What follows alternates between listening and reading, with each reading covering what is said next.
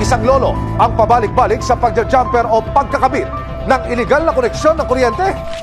Isang informant ang lumapit sa resibo para i-report ang isang residente sa Pasig City. Paano niyo ho isinasagawa yung pagkawit nitong kuryente para ho dayain yung kuryente? Ang ginagawa na niya, tumatapak siya sa kabilang bahay, patungo dito sa kabilang bahay para makapag-tap siya.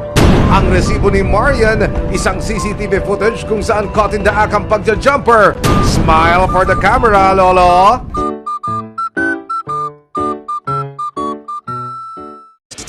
Patay na nang natagpuan ng isang alagang unggoy sa Surigao del Sur. Nabaril umano ang unggoy ng isang sundalo. Kung bakit?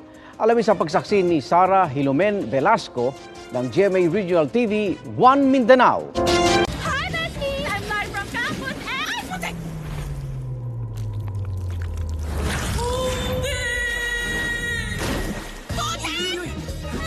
Dito malilinis! Gulat ka? Tide 4-in-1!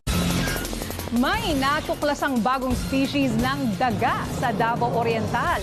Ipinangalan ito sa Pinoy biologist. Ayon sa DENR, ang bagong tuklas na daga ay kulay dark brown, malambot ang balahibo, maliliit na mga mata at tenga, at may matulis na nguso tulad ng isang shrew. Uod ang kinakain nito.